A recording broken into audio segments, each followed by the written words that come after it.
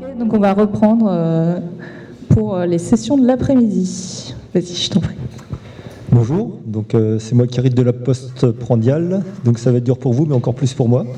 Alors normalement c'est là où je fais ma minute de syndrome de l'imposteur, donc je vais essayer de répondre à une question que tout le monde s'est déjà posée et à laquelle chacun a déjà apporté sa réponse. Alors déjà on peut remarquer que je vous tourne vraiment l'horreur Lovecraftienne, le titre est vraiment très mal choisi, parce que répondre à cette question, on sent bien que j'ai envie de répondre non, hein, c'est un peu provocateur vu que tout le monde joue depuis très longtemps à Lovecraft. Et d'un autre côté, je ne peux pas répondre non parce que ça veut déjà dire que j'aurais réussi à définir ce qu'est l'horreur Lovecraftienne, que ce qu'est joué au jeu de rôle. 50 ans après, tout le monde n'est déjà pas d'accord. Donc je ne vais pas m'en sortir. Et donc un titre peut-être un peu plus consensuel aurait été Lovecraft passe-t-il la barrière transmédiatique, mais déjà c'est un titre qui m'ennuie, ça claque pas. Et en plus, ça stimule pas vraiment la créativité. Donc voilà, c'est mal parti. Donc un plan classique. Alors je ne vais pas vous présenter Lovecraft, mais c'est juste pour dire qu'il s'insère lui-même dans une continuité, même s'il représente une rupture en termes de littérature. Donc il y a des noms qui sont un peu plus gros, c'est les auteurs que lui-même cite dans ses propres... parce qu'il a fait des essais, hein, et notamment Edgar Allan Poe et Lord Dunsany. Alors j'ai mis quelques Français qui citent lui-même. Alors en fait j'ai surreprésenté les Français à la fois pour dire Cocorico et puis aussi pour dire Victor Hugo, Guy de Maupassant, enfin Guy de Maupassant on voit à peu près, Victor Hugo, Honoré de Balzac on voit pas trop, mais c'est juste pour dire que c'était quelqu'un de très cultivé qui a vraiment énormément beaucoup lu. Et voilà. Donc autour de Lovecraft, hein, ça on le sait, mais je mentionne parce que dans la notion de mythe, justement, ça va intervenir. Il a correspondu avec tout un tas d'auteurs de son époque, et il a aussi fait, alors ça c'est au-dessus de la ligne chronologique, et en dessous de la frise chronologique, c'est les auteurs et les autrices pour lesquels il a fait des révisions. Il a fait des révisions. Parfois il a écrit carrément des nouvelles entières à partir de quelques idées qu'on lui donnait, et puis parfois c'était plus des révisions. Et donc l'héritage de Lovecraft, alors là on aurait pu mettre pléthore, hein, moi j'aurais eu envie de citer Johannes Farr par exemple, mais là c'est vraiment des gens enfin, dans ce qu'on trouve dans la littérature, c'est des auteurs qui sont très liés. Donc Michel Houellebecq faisait remarquer que personne n'a essayé de continuer l'œuvre de Proust, et Lovecraft oui, donc pour lui c'est là qu'il y a le mythe. Et d'ailleurs, dans le fabuleux article de Laurent Di Filippo, il nous dit lui-même « On comprend alors mieux que des ressources mythiques puissent être empruntées à une source, modifiées en partie et réutilisées dans un nouveau cadre. » Et après, il cite Bloomberg. « Au lieu, par exemple, d'opposer ses propres divinités comme les seules vraies à celles des autres, on intègre celles-ci au système de celles-là, dans un rapport de génération ou dans un autre contexte narratif. » C'est-à-dire qu'en fait, le mythe de Lovecraft, il ne faut pas forcément le comprendre en tant que... Enfin, le mythe de Cthulhu, en fait, il ne faut pas forcément le comprendre en tant qu'idée, concept développé, de nom qu'a balancé Lovecraft dans ses œuvres et qui ensuite ont été repris, développés par d'autres, mais enfin, aussi vraiment prendre ça voilà, de manière globale. Donc, en termes de corpus de texte, ça c'est un peu la tarte à la crème. Souvent, on isole trois grands cycles. Alors tout ça, c'est une manière de dire que quand on veut parler de l'horreur de Lovecraftienne, de quoi veut-on vraiment parler? Parce qu'il n'y a pas une, c'est pas homogène, quoi. Donc il y a ce qu'on désigne par les histoires macabres, il y a le cycle du rêve qui est bien identifié, puis le mythe de Cthulhu, donc on a choisi 13 nouvelles romans avec AS entre parenthèses, parce qu'on ne sait pas trop l'affaire Charles Xerward, est-ce que c'est un gros roman, un petit roman ou une grosse nouvelle? Il y a les montagnes hallucinées, il y a parfois des gens qui... Mais il y a quand même une idée de panthéon que Lovecraft cite lui-même dans ses essais, hein, c'est une idée qui vient de Dunsany, mais la notion de mythe de Cthulhu en elle-même, c'est en partie extra-Lovecraftien. D'ailleurs, les textes de Lovecraft entre eux, il y a assez peu de correspondance, il y a même des incohérences, donc il y a des noms qui vont revenir de manière récurrente, notamment le Necronomicon. Cthulhu, il n'y a pas si souvent que ça, donc pourquoi est-ce qu'on l'appelait mythe de Cthulhu, c'est un mystère pour moi. Et puis il y a des incohérences, notamment par exemple la grande race de Hit dans l'abîme du temps, ce sont des gens qui réussissent à transplanter leur esprit dans différentes époques, à différents endroits. Et comment ça se fait qu'ils aient jamais rencontré les anciens et les Shoggoths, qu'on retrouve dans les montagnes hallucinées par exemple. alors que c'est vraiment deux grands textes qui sont très, très importants en termes dans le mythe. Donc c'est pour dire que la notion elle-même de mythe de Cthulhu est pas si nette que ça. Alors quelles caractéristiques on pourrait essayer de retirer de ça? Alors déjà, quel nom donner à cette horreur? Donc en général on retient le nom d'horreur cosmique, mais Lovecraft lui-même donne différents noms: horreur fantastique, mystère cosmique, peur cosmique, horreur surnaturelle. Il se considère comme un artiste des ténèbres. Lui-même n'a pas de terme vraiment pour désigner le style qu'il n'avait pas conscience d'avoir créé, sans doute. Mais donc, on a un corpus hétérogène, comme je l'ai dit avant. Alors, si j'ai demandé à Tristan Lhomme un peu son avis, il m'a dit que lui, il identifie 3 grandes périodes. Une première période, c'est le début des années 20, alors qui peut plus ou moins correspondre avec les 3 grands cycles que j'ai cités précédemment.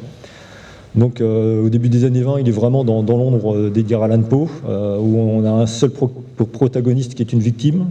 Il y a un effet de choc, donc par exemple la nouvelle Je suis d'ailleurs. Il y a une deuxième période d'une Sanienne qui est plus sombre mais moins horrifique. Et ensuite, ce qui nous intéresse peut-être plus, c'est la deuxième moitié des années 20 et début des années 30, donc c'est les nouvelles classiques. Pour Tristan Lhomme, c'est ce qui les caractérise, c'est qu'il commence à crédibiliser l'horreur. Donc en mettant des témoignages, des journaux, des données scientifiques et géographiques, donc vraiment donner un appui comme s'il y avait des choses vraiment concrètes. Et c'est là aussi où il passe dans une horreur cosmique. C'est-à-dire que dans les nouvelles d'avant, ça pouvait être, on était plus sur des effets de romans gothiques, on va dire, même s'ils ne s'inscrivaient pas dans la mythologie classique des vampires, des loups-garous, etc. Mais là, donc, il va mettre en scène l'insignifiance de l'humain face à l'univers. Alors donc la phrase que tout le monde cite, la peur est la plus vieille et la plus forte émotion de l'humanité, et le plus vieil et plus fort type de peur demeure la peur de l'inconnu. Et il dit aussi lui-même, la peur est la clé qui dérouille l'imaginaire. Tout un programme. Alors il y a un journaliste du New York Times qui faisait une revue qui n'aimait pas Lovecraft, et donc qui faisait une revue un peu critique, mais qui disait pour lui, en fait, ce qui ressort le plus, au contraire, c'est que c'est la solitude qui est l'émotion la plus forte de l'humanité. Il faisait remarquer que les héros Lovecraftiens étaient souvent des personnes solitaires. Même quand ils font des expéditions, en général, ils terminent tout seuls, quoi. Donc, Lovecraft lui-même, ce qui l'intéresse, c'est... donc on est début du XXe siècle. Il y a la science qui commence à devenir vraiment scientifique. Et notamment avec la psychologie qui commence à devenir une vraie science. Et il s'appuie un peu là-dessus pour essayer de susciter la peur, l'effroi. Donc avec la peur de l'inconnu, l'attrait du macabre. Nous nous souvenons plus intensément de la souffrance et de la menace que la mort fait peser sur nous. Donc l'être humain a une fascination pour le merveilleux et la curiosité. Donc c'est là qu'il développe la notion de peur cosmique qui s'oppose à une peur physique. Qu'en fait, il va essayer de développer... donc c'est une notion... Alors lui, quand il fait ses essais, il part de l'Antiquité pour faire l'histoire du fantastique. Donc il part des religions, des mythes, etc. Et il identifie quand même que c'est souvent des mondes mystérieux, des formes étranges de vie qui font pression sur notre globe. Donc notre globe, je suppose que c'est la Terre. Et donc il va essayer de créer une terreur inspirée par ces forces inconnues venues d'ailleurs.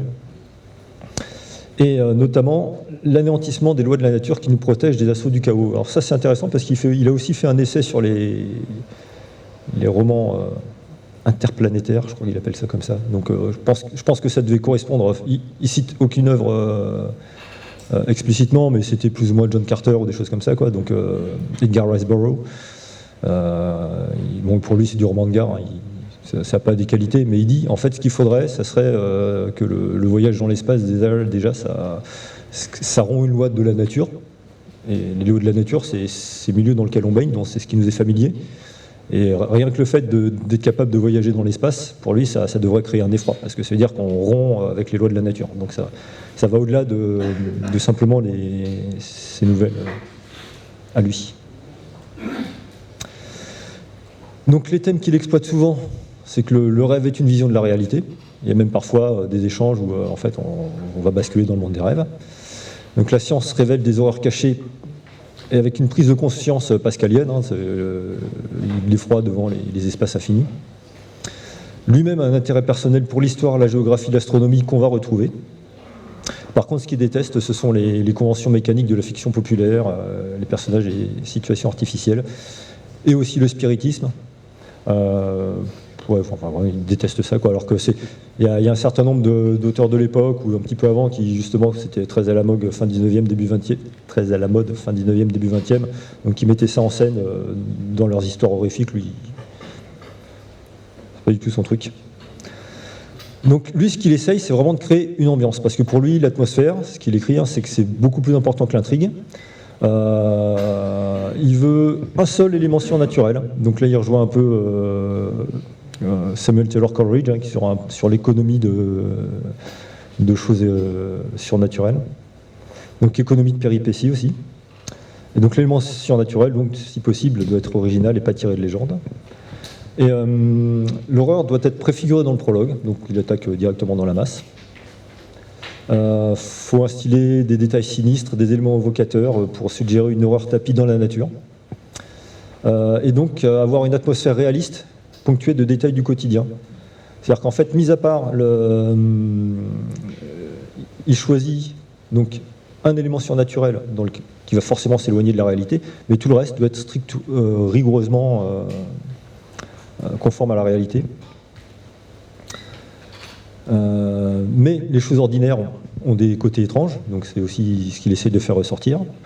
Donc ce qui retire d'Edgar Allan Poe, c'est déjà le fait de se détacher de la fin heureuse. Donc là, bon, c'est évident quand on connaît un peu Lovecraft, mais par rapport à la littérature de l'époque, il fallait un peu y penser. Le narrateur doit être un chroniqueur détaché, et donc il veut une montée progressive du suspense et de la puissance de l'horreur.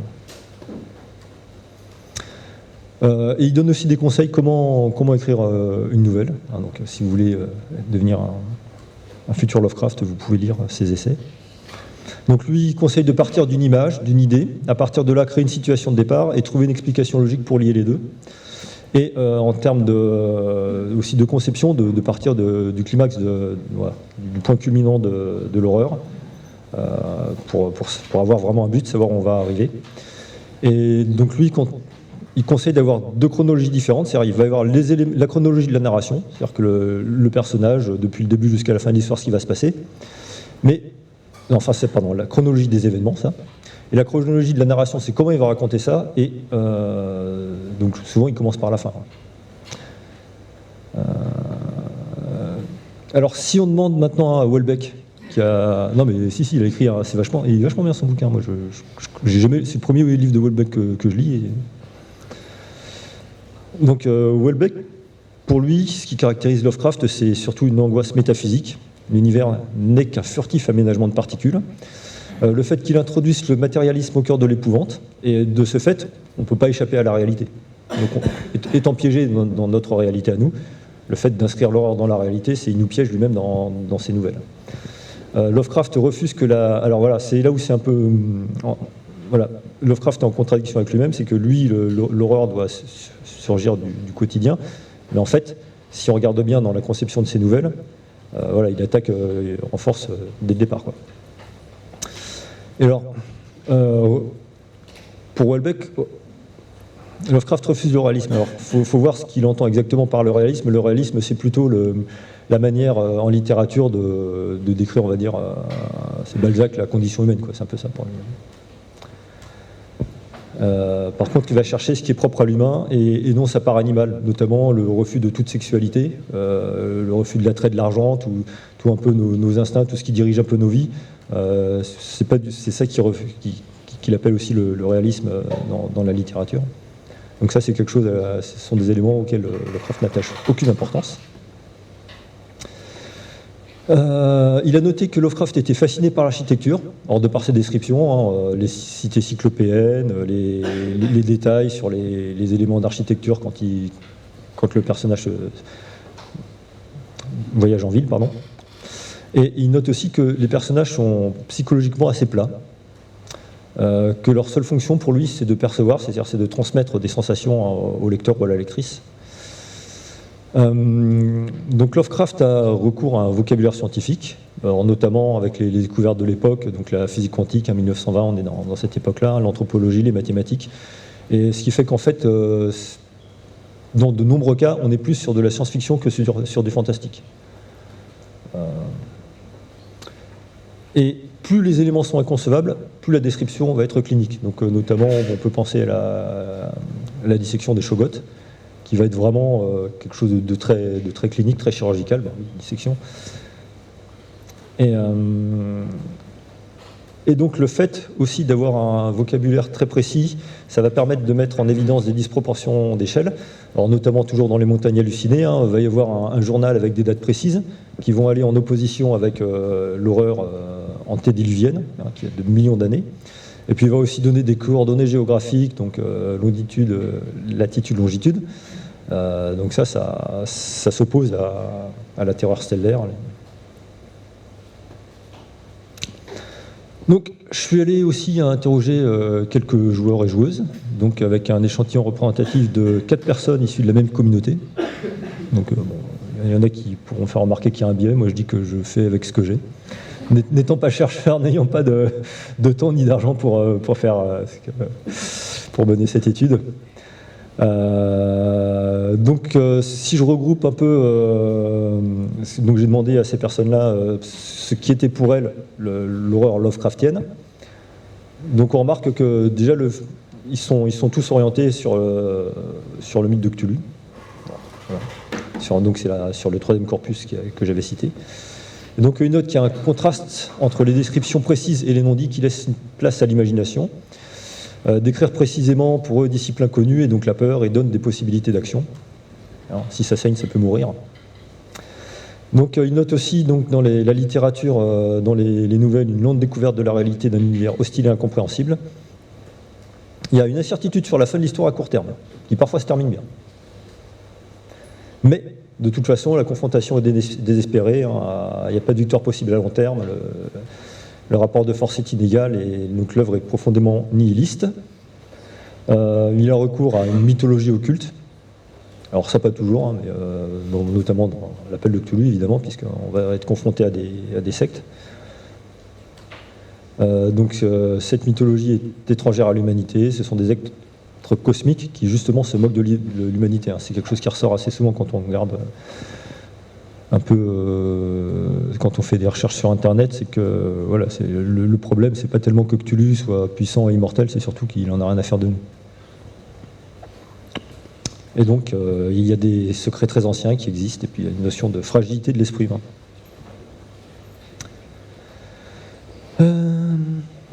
Alors, selon Chaosium, donc selon Sandy Petersen, probablement, puisque c'est ce qu'on trouve écrit dans l'appel de Cthulhu, donc Chaosium nous dit les personnages sont confrontés à une horreur intangible contre laquelle ils ne peuvent lutter, sinon en se condamnant eux-mêmes. L'horreur Lovecraftienne se caractérise par le quotidien qui bascule dans l'épouvante. Les protagonistes sont des gens ordinaires, leur esprit est éprouvé par la découverte de l'ignoble réalité du mythe et de l'insignifiance de l'humain face aux entités de l'univers. Il n'en résulte que folie, désespoir, épouvante et un sentiment de fin inexorable. Donc voilà. C'est un peu logique, les gens qui m'ont répondu avant ont sans doute lu l'appel de Cthulhu, donc les réponses sont coordonnées. Alors je vais quand même donner mon avis personnel, c'est un peu pour ça que je suis venu. Donc moi je note surtout que Lovecraft décrit son propre quotidien. Il dit lui-même, le seul lecteur que j'ai en tête, c'est moi-même. Donc c'est des personnes qui sont des intellectuels, ces personnages, ce ne sont pas des ouvriers par exemple. Ça se passe souvent en Nouvelle-Angleterre, ça se passe quasiment toujours entre 1920 et 1930. Donc il écrit vraiment de son point de vue pour lui. Et, voilà. Et donc il y a une construction analeptique, c'est-à-dire que les nouvelles sont très très très souvent des analepses, des flashbacks. Voilà. Ils commencent par la fin. Mais ça c'est quelque chose que tout le monde a remarqué, mais j'ai trouvé assez rarement relevé. Donc bon, j'ai pas accès non plus à un gros corpus de. J'ai fait mon jet de bibliothèque, mais j'ai pas forcément bien réussi. Et pour lui, donc, il a une conception du temps figé et un univers qui est ultra déterministe. Il dit lui-même le temps est la chose la plus profondément dramatique et la plus triste, horrible de l'univers. Et donc on le voit décrire par exemple dans La Clé d'argent, qui fait partie des contrées du rêve, du cycle des contrées du rêve. que l'univers est en fait cristallisé, et ce qui permet également, il le décrit aussi dans l'abîme du temps, là, le fait que l'esprit, que ce soit Randolph Carter ou la grande race de Yeats, ils font voyager leur esprit à travers le temps. Donc ça veut dire que quelque part, le futur existe en même temps que le présent et que le passé. Donc tout ça, c'est un cristal, et nous, l'impression qu'on voit du temps qui évolue, c'est simplement qu'on voit le cristal comme s'il tournait, on voit des facettes différentes du cristal à chaque fois, mais le cristal en lui-même, il est fini, quoi. Il n'évolue pas. C'est juste notre vision du cristal qui évolue. Donc on est dans de la tragédie, et dans de la tragédie beckettienne un peu, on va dire. C'est l'homme qui interroge les dieux lui répondent pas, il est tout seul face à lui-même. Alors le problème de ça, c'est que ça laisse pas beaucoup de place à l'agentivité, à de rares exceptions. Donc on a quelques nouvelles dans lesquelles les personnages réussissent à agir contre le mal. Et ce qui est un peu embêtant en jeu de rôle, puisqu'en jeu de rôle, il y a des gens qui aiment bien avoir un impact sur l'histoire. Si on vous dit que l'histoire a déjà été écrite avant que vous la lisiez, enfin avant que vous la jouiez, ça présente beaucoup moins d'intérêt. Alors, il y a quelque chose que j'aime bien, c'est la vision du zombie dans Lovecraft. Bon, si on met à part, Herbert West, Rainier Potter, on peut pas le mettre à part parce que c'est vraiment partie de temps. Mais bon, si vous l'avez lu, c'est vraiment pas terrible. Mais où là, effectivement, le zombie, ça va être un être qu'on va combattre, enfin qu'on va fuir, etc. Mais sinon, c'est vraiment un être tragique, quoi. Le monstre sur le seuil, c'est un type un sorcier qui échange son esprit avec un poète, je crois, enfin je sais plus. Mais comme le sorcier est mort, le gars se retrouve incarné dans un corps décédé. Et dont je suis d'ailleurs, donc c'est un gars qui se réveille, et il monte l'escalier et il s'aperçoit qu'en fait il était dans son caveau, quoi. Donc c'est voilà, c'est pas le zombie qu'on voit habituellement en jeu de rôle. Et pour moi, il y a quelque chose qui me gêne beaucoup quand on parle de la folie dans Lovecraft. Pour moi, les gens sont pas vraiment fous. Alors, il va y avoir des savants fous qui vont être atteints par le bruit. C'est des gens celui qui va développer une machine qui permet de voir les ondes invisibles. Et lui, bon, on peut se dire, bon, il a mis vraiment de côté la morale et l'humanité pour se consacrer vraiment à sa recherche. Mais sinon, ce sont surtout des personnes qui sont victimes d'un syndrome traumatique, non pas post-traumatique, puisque post-traumatique, c'est voilà, on vit un accident, une guerre, et puis après ça, on essaie de se reconstruire. Non, là, c'est permanent. À partir du moment où ils ont eu la révélation de la réalité du monde, ils ne peuvent plus s'en sortir.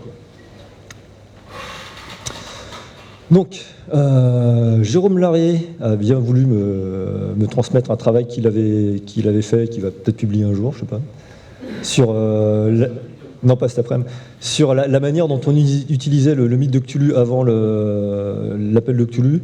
Et en gros, on reprend des éléments, on s'amuse avec, mais on n'essaie pas du tout d'émuler l'ambiance et l'horreur. Il y en a même un qui disait que les clercs catholiques, que les clercs de Cthulhu avaient des bonus contre les vrais catholiques, les clercs loyaux et des choses comme ça. Donc, bon, l'appel de Cthulhu, tout le monde connaît. Donc, alors, ce qu'on peut noter sur l'appel de Cthulhu, c'est que c'est un jeu qui a été beaucoup détourné. Il a été utilisé comme jeu, enfin c'est le premier jeu d'horreur, peut-être le premier jeu contemporain, après, je ne suis pas un spécialiste de l'histoire du jeu de rôle. Donc il a été utilisé à la fois comme jeu d'horreur générique et comme jeu contemporain générique, par des joueurs et des joueuses qui n'avaient pas lu Lovecraft, c'est... bon, bref, il y avait une citation à lire, mais on va passer un peu vite. Donc ça a été beaucoup popularisé en France par Cassius Belli, notamment Tristan l'Homme. Et c'est souvent utilisé pour jouer en mode pulp. Alors il n'y a rien de moins pulp que Lovecraft. Mais voilà, après c'est la liberté de chacun. Mais tout ça pour dire qu'on joue à l'appel de Cthulhu sans jouer. On peut jouer, la plupart des gens, je pense, jouent à l'appel de Cthulhu sans jouer du Lovecraft.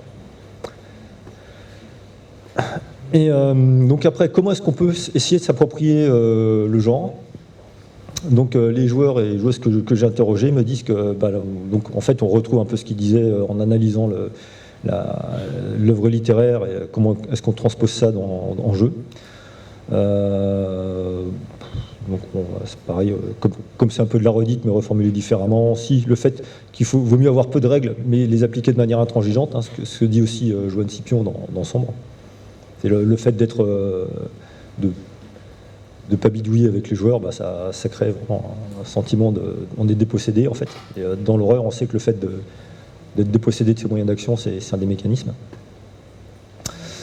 Alors, quel jeu il verrait, quel supplément il verrait pour jouer vraiment l'horreur Lovecraftienne? Donc, il y a un nom qui revient, c'est Stealing Toulouse, qui n'est pas un jeu, mais qui est un écrit de Graham Walmsley, c'est logique qu'il revienne, puisque il va lui-même inspirer son propre jeu, Cthulhu Dark, ainsi que Horrific et Lovecraftesque.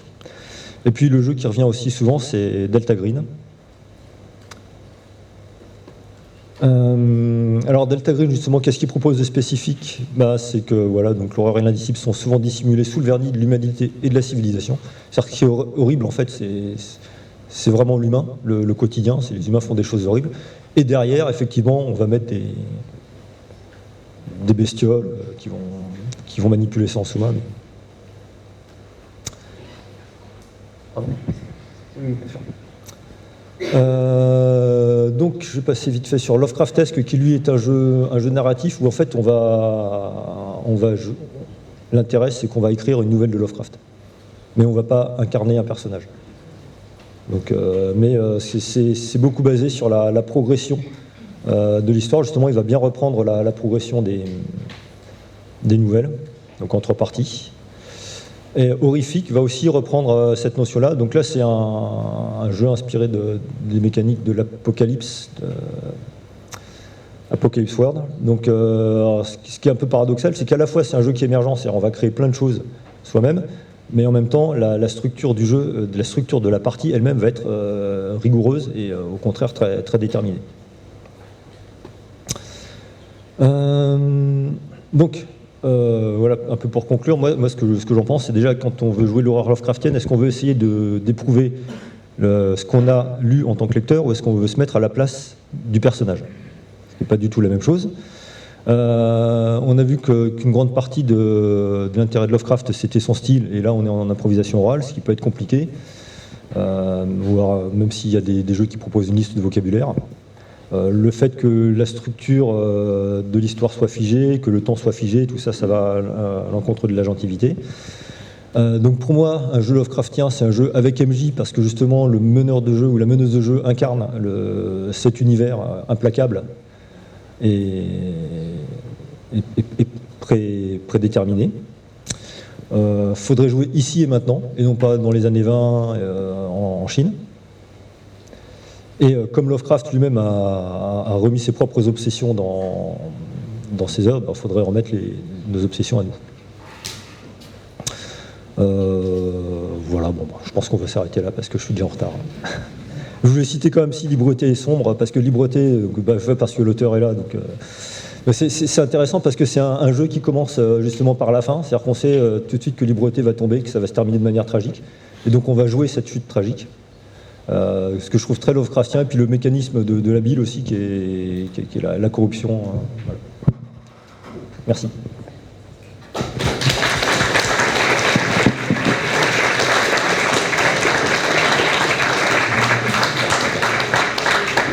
Alors on a le temps pour une question. Ouais, j'avais une question sur la structure narrative, parce que comme tu l'as bien montré, il y a cette tension avec analeptique, ou en tout cas avec le flashback, où en gros il y a une disjonction entre la diégèse et la narration, enfin entre l'histoire et la narration. Donc la question c'est, est-ce qu'il y a des jeux qui savent émuler ça? Parce que en fait justement c'est un peu contre-intuitif par rapport au JDR un peu standard, où on fait dérouler une histoire, quoi. Mais est-ce que ça serait possible de mettre en place une structure ludique qui permet de vivre ça, quoi? Alors, il y a des gens qui ont fait des scénarios en déstructurant la trame narrative, et notamment en jouant en flashback. Il y a même un jeu qui commence par la fin, Polar Base, alors qui n'est pas du tout Lovecraftien, j'en ai discuté avec Jérôme, voilà, on en a discuté, mais dans la structure... Pardon ? C'est pas vraiment un jeu de rôle, d'accord, ok, en plus. Mais ça commence, on sait que ça se termine mal, et on joue comment ça se termine mal. Voilà. Donc ça peut être des choses comme ça.